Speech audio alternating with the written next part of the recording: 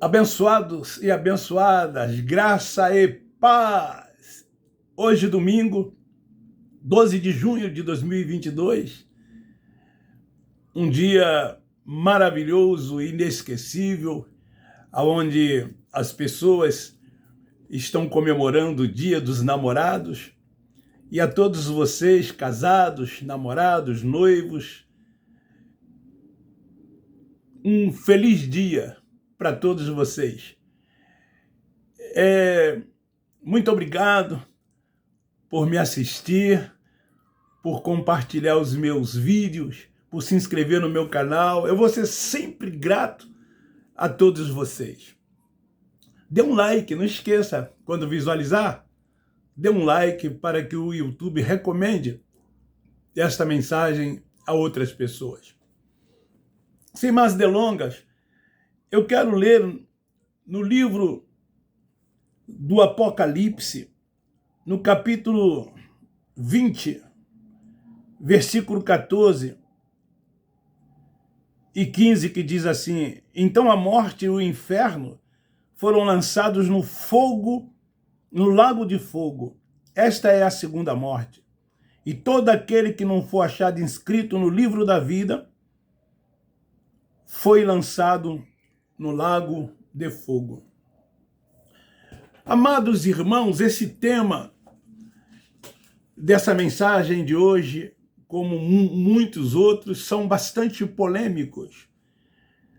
Polêmicos para os religiosos evangélicos, para aqueles que seguem a tradição, para aqueles que ainda estão presos ao sistema religioso, para aqueles que não conhecem a história do povo hebreus, para aqueles que não se aprofunda em um estudo mais profundo da palavra, que não lê a Bíblia, que não examina, e quando lê de forma superficial. É polêmico para aqueles que não respeitam época, tempo verbal, que não respeita remetente, destinatário, que não respeita a época em que o livro ou os livros foram escritos, para aqueles que não respeitam os pronomes. Enfim, esses acham polêmicos os temas, porque vivem ainda debaixo da tradição. Aquilo que aprenderam há 40, 50 anos atrás, elas vão levando para o resto da vida sem questionar, sem querer saber os porquês. Isso é muito comum os crentes tradicionais, aqueles que vivem na tradição. Eu nasci nesta denominação, vou morrer nela. Eu nasci nessa religião, vou morrer nela. Eles não são capazes de rever conceitos, não são capazes de questionar. A vida é um eterno questionamento. Então, para esses, todas essas mensagens que nós pregamos, nós do Evangelho da Graça de Deus, são mensagens contraditórias, são mensagens polêmicas, são mensagens que estamos indo de encontro ao sistema religioso, aquilo que eles acreditam, e então somos chamados de uma porção de coisas que não é bom aqui nem lembrar. Esse tema é os que vão se queimar no fogo ardente do inferno. Esse é o tema desta palavra hoje. Os que vão se queimar no fogo ardente do inferno. Querido, uma das maiores mentiras dentre muitas mentiras que existem dentro do sistema religioso, na religião, dentre muitas, é essas, que as pessoas vão se queimar no lago de fogo ardente do inferno. Eles ensinam isso, pregam isso, colocam essas coisas nas mentes das pessoas por um texto isolado que leem e fazem disso uma doutrina, um ensinamento, fazendo com que as pessoas acreditem de verdade nisso. E então as pessoas, elas têm medo do inferno, têm medo do diabo. E por terem medo do inferno e do diabo, eles fazem o que querem com essas pessoas. Esse ensino é passado pelos líderes religiosos e leigos, porque muitos que quando para lá entram se tornam, às vezes, pregadores, ensinadores, é chamado de ensinadores e pregadores leigos, e eles também vão repetindo aquilo que receberam dos seus líderes religiosos, e assim toda a comunidade daquela instituição religiosa. Muitos desses se dizem PhDs, teólogos, mestres em teologia, doutores em teologias, dizem que têm muitos títulos e eles confiam nesses títulos que têm, nas suas posições hierárquicas, e acham que por possuir títulos e esses, aspas, estudos, eles então podem ensinar, podem dizer aquilo que querem, e as pessoas têm que acreditarem como se aquilo fosse uma verdade. Mesmo a Bíblia afirmando que o inferno significa sepultura, porque no original a palavra inferno significa sepultura, tanto no hebraico quanto no grego, Sheol e Hades. É o significado dessa palavra. Por que que os líderes religiosos, por que que os evangélicos ainda acreditam nesse suposto lago de fogo aonde as pessoas para lá vão por rejeitarem, por não aceitarem Cristo como Salvador e não fazerem parte dessas instituições religiosas? O original da Bíblia é hebraico. Foi escrita o Novo Testamento no grego, e há quem diga que até em latim. Então houve traduções para as mais diversas línguas, inclusive para a nossa, para o português. João Ferreira de Almeida foi um dos que traduziu a Bíblia para o português. Era um padre católico. Ele tinha interesse, como a Igreja Católica tinha interesse, de amedrontar as pessoas, de passarem coisas para as pessoas que não eram verdades, ou sejam, inverdade, para que as pessoas se tornassem presas dentro do catolicismo romano. E esta palavra inferno foi traduzida de forma não de acordo com o original, com o seu significado. Então eles colocaram inferno. E esse inferno, criado pela religião católica romana, amedrontam as pessoas. Eles basearam-se no Geena, que era um lugar que existia ali em Israel, aonde queimava-se noite e dia. E então eles trouxeram isso também para dentro da religião evangélica, como se esse lago de fogo, ele na verdade existe ou existisse, e um dia todos aqueles que não aceitaram Jesus como Salvador, todos aqueles que não se tornaram membro dessas instituições, porque além de aceitar Jesus, as pessoas têm que seguir ritos, têm que se batizar.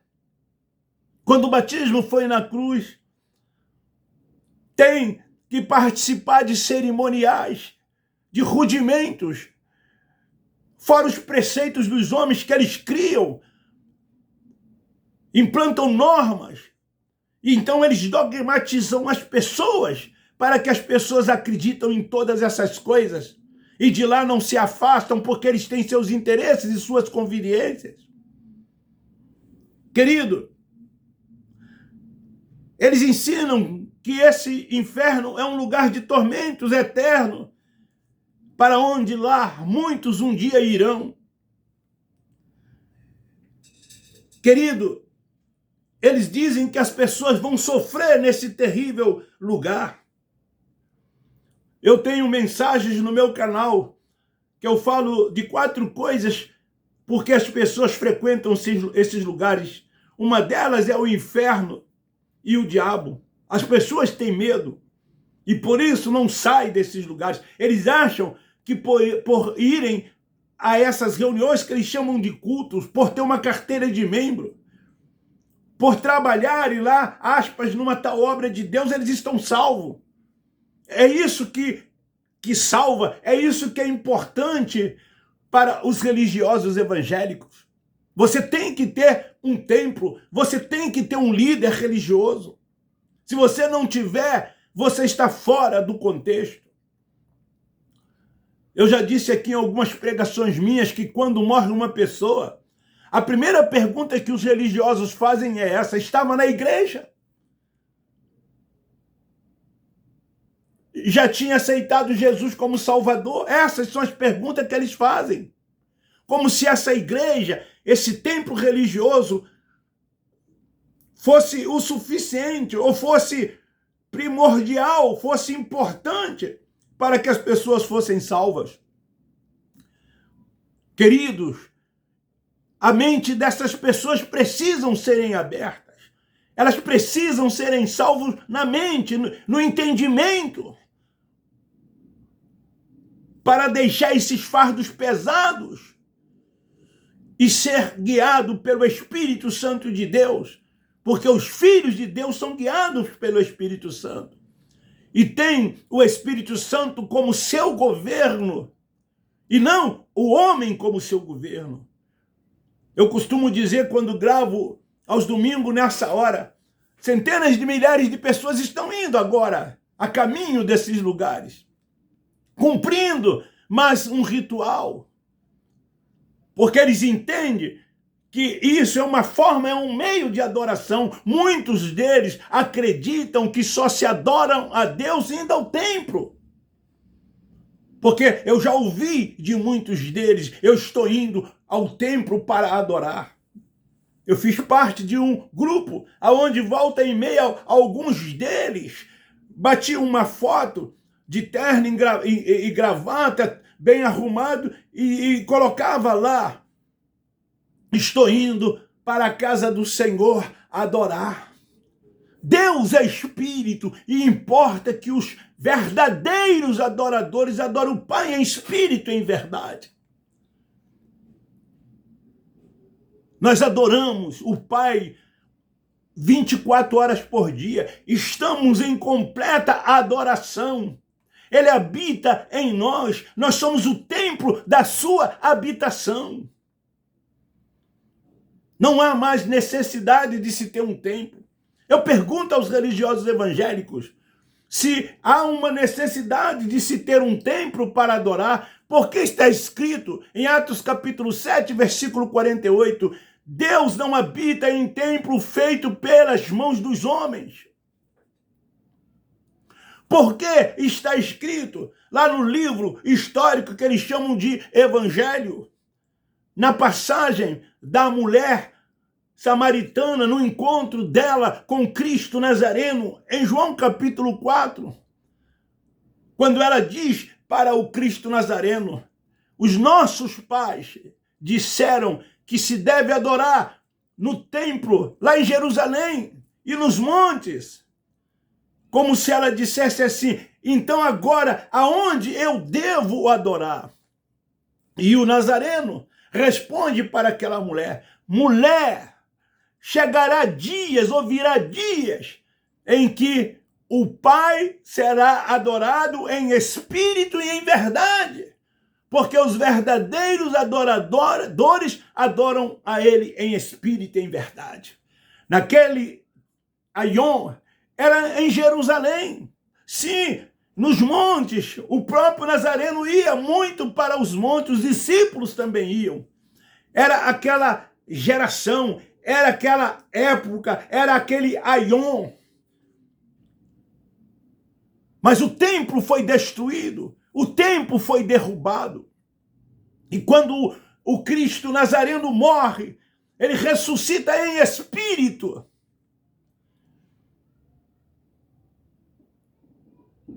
E afirma categoricamente que nós somos a sua habitação, somos o templo da sua habitação. Porque ele é Deus, não existem três deuses, há um só Deus. Ele é Deus, ele é Pai dos espíritos, ele habita no nosso espírito. Por isso que os verdadeiros adoradores adoram o Pai em espírito e em verdade. Lá tem que ter ritos. Eles chegam e ficam assentados, esperando a hora do início. Alguns cantam hinos, outros têm uma equipe preparada para essa parte de louvor e adoração. Depois lê-se uma palavra, dar-se testemunhos. E aí, sempre no término, alguém é chamado para ser o pregador da noite. Fazem-se o apelo, mas nunca esquecem de recolher os dízimos e as ofertas, aspas, para o trabalho do Senhor. São ritos, tem que ter esses procedimentos. Sem essas coisas não há adoração. E eles fazem isso religiosamente, principalmente aos domingos à noite, ou em muitos lugares aos domingos pela manhã. Nós somos desigrejados, nós somos desviados, é assim que eles nos qualificam, é assim que eles nos chamam. Ele não nos considera irmãos, quando na verdade nós os consideramos irmãos nossos, porque eles são salvos, eleitos, predestinados, propriedade exclusiva de Deus. Apenas não são salvos na mente, ou seja, não têm o entendimento para viver essa liberdade plena que o Evangelho do Cristo ressuscitado nos deu. Querido, então todas essas coisas desse inferno é colocado na mente das pessoas para aprisioná-las nesses lugares, dentre muitos enganos que aprisionam. Esse é um deles. Esse inferno criado por eles aterroriza os religiosos. Qualquer religioso tem medo do inferno e tem medo do diabo, porque eles acreditam que o inferno existe e que o diabo também existe. Eu digo sem nenhum medo de errar, o inferno é um engano e o diabo também é um engano que eles colocam na mente das pessoas para que as pessoas se tornem presas desses lugares. Causa-lhes medo e pavor. E as pessoas ficam com medo de perderem a salvação. Vocês não vão perder nunca a salvação de vocês, porque vocês são eleitos de Deus, predestinados, escolhidos por Ele. Foi Ele quem te escolheu e te amou primeiro. A salvação é na mente. Eles não entendem que salvação não é no corpo. Para eles é no corpo. E então lá existem regras. Vocês têm que seguir essas regras.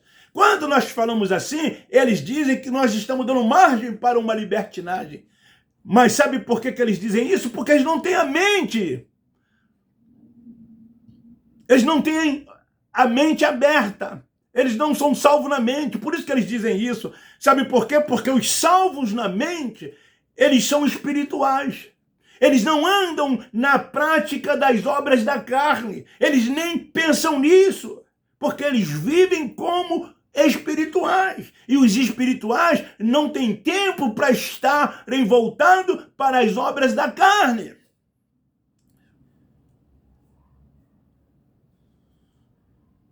A mente traz uma liberdade plena da graça de Deus. A mente aberta, o véu é tirado.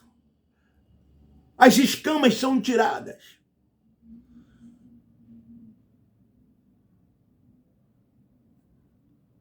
A pessoa vai vivendo agora, reinando e triunfando em graça, no Espírito, sendo dirigido pelo Espírito Santo de Deus. Lá em Marcos 9, 43 até o 47, fala também disso. Isso tudo são figuras de linguagem, assim como em Apocalipse capítulo 20, versículo 14. Mas eles não entendem, eles não compreendem. Geena, como eu já disse, era usado pelos judeus. Foram usados pelos judeus. E hoje usam dos mesmos artifícios esses líderes religiosos para ameaçar e amedrontar os incautos religiosos. O Geena, na época, naquele Aion, era um lugar usado pelos judeus, onde os corpos eram queimados, os lixos ali eram queimados, tudo ali eram queimados, sem cessar, continuamente. E eles trouxeram então isso para os nossos dias, para que as pessoas creiam que esse inferno que eu li aqui em Apocalipse 20, 14, em Marcos 9, 43, também existe. Eles fazem isso como se eles fossem judeus. Como eles também praticam muitos rudimentos da lei, como se judeus fossem, trazendo essas verdades dos dias, dos acontecimentos que viriam ou que ocorreram naquele Aion, para os dias em que nós estamos vivendo. Eles futuralizam tudo. Quando tudo isso aconteceu no ano 70, quando o juízo veio sobre o povo de Deus, sobre o povo de Israel. E eles futuralizam tudo para esse tempo, ou para o tempo que já se passou, o tempo que virá, que eles chamam tempo do fim. Qualquer coisa que acontece para eles são últimos dias. Eu não vivi no ano 30 até 45, por ocasião das duas guerras mundiais, mas eu imagino os crentes naquela época, como eles deveriam ter dito: irmãos, Jesus está voltando, é o tempo do fim, prepara a sua vida. E quantos ali ficaram preocupados com isso? Passou-se a Primeira Guerra Mundial, a Segunda Guerra Mundial, e outras pestes que ocorreram em outros séculos, e que os evangélicos sempre diziam e anunciavam: o tempo do fim, últimos dias, Jesus está voltando. E ele ainda voltou, como eles dizem, ele voltou sim, no ano 70, como juízo sobre o seu povo, sobre o povo de Israel. Tivemos várias pestes, vários acontecimentos ao longo dos anos: tuberculose, peste bubônica. E eles diziam: últimos dias, Jesus está voltando, é tempo do fim, porque tudo para eles é tempo do fim. E as pessoas são aterrorizadas. Por quê? Porque não conhecem o Pai. Não têm afinidade com o Pai. São filhos, mas não têm afinidade com o Pai. Humanamente falando, quantos filhos não têm afinidade com os pais? Assim também espiritualmente. Muitos não têm afinidade com o Pai. Não conhecem o Pai. Tem medo do Pai. Porque até a religião cria um pai tirano, um pai terrível, um pai que amaldiçoa, um pai que espragueja, um pai que está disposto a lançar o seu filho no fogo do inferno e assim por diante. Esse é o Deus que a religião criou e que muitos acreditam, mesmo se dizendo salvas e pertencendo a esses lugares que eles chamam de igreja. Precisam conhecer o Pai. E só vão conhecer o Pai quando forem salvos na mente.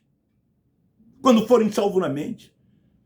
Enquanto não forem salvos no entendimento, não conhecerão o Pai. Mas são filhos. O filho pródigo, mesmo fora da casa do pai, distante, ele era filho. O pai o via como filho, mas lá ele não tinha a mente aberta, não tinha o entendimento, então não podia desfrutar das bênçãos do pai. Até que um dia caiu em si. Como nós, que éramos do sistema religioso, caímos também em si. A nossa mente, as nossas mentes foram abertas, o nosso entendimento veio e agora, salvo na mente, nós entendemos qual é a perfeita, boa, agradável vontade de Deus. Triunfamos e reinamos em graça, vivemos sob os cuidados do Pai, sendo guiado e dirigido por Ele, sob a sua orientação, tendo Ele como Senhor, como único pastor, reconhecendo o seu domínio, o seu poder, a honra, a glória, tudo é dele, por ele, para ele, tudo por ele foi feito e nada sem ele se fez. O homem, ele não tem nenhuma glória, ele não tem nenhum reconhecimento, ele não tem nenhuma primazia dentro desse contexto, porque tudo isso é de Deus. Mas eles buscam isso. É uma escala hierárquica que existe nesses lugares, que as pessoas começam como membro, aí vão para auxiliar de trabalho, diácono, presbítero, evangelista, pastor, bispo, apóstolo, semideus. É isso que eles querem, é isso que eles estão indo em busca. A maioria desses lugares tem um seminário, uma escola de teologia. Você passa, vocês veem a placa, e ali eles ensinam o que eles querem ensinar. Cobram um valor e depois dão um título à pessoa, um diploma, um certificado. Escolas essas sem nenhum reconhecimento pelo Ministério da Educação, como a maioria desses homens que se dizem pastores, são porque outros colocaram as mãos sobre as suas cabeças e disseram, a partir de hoje você é um pastor. E eles se orgulham, enchem o peito, eles têm vaidade desses títulos que têm. Hoje eu recebi no meu zap uma porção, 12 de junho, dia do pastor. Que pastor, gente? Eu não sou ovelha para ter pastor. Eu sou filho. Eu sou filho, e o filho ele tem pai. O pai dos espíritos é o nosso pai. Mas lá não. Eles se orgulham disso, o meu pastor. Eu sou sua ovelha. Tu és o meu Senhor, eu sou o teu servo. É assim que eles lá se comportam. Porque tudo isso faz parte dessa engrenagem dentro desses lugares. E não há evangelho sem essas coisas. Todas essas coisas têm que existir. Criada pelos homens. Nada ali é tudo a mesma coisa. Uma reunião é igual a outra. Não há diferença nenhuma. As tradicionais, daquela forma conservadora tradicional. As pentecostais e neopentecostais, dentro daquele contexto pentecostal e neopentecostais. Mas tudo é a mesma coisa. Não tem nenhuma novidade. Não tem nenhuma novidade. Mas uma coisa nesses lugares eles não podem esquecer. 10% e a oferta no final de cada uma dessas reuniões. Então eu quero encerrar por aqui dizendo para você. Eles dizem que muitos vão se queimar no fogo ardente do inferno. Mas, querido, você não vai não. Até mesmo você do sistema religioso. Vocês não vão não. Vocês são salvos, eleitos, predestinados. O Pai, quando você morrer, o seu espírito voltará para ele.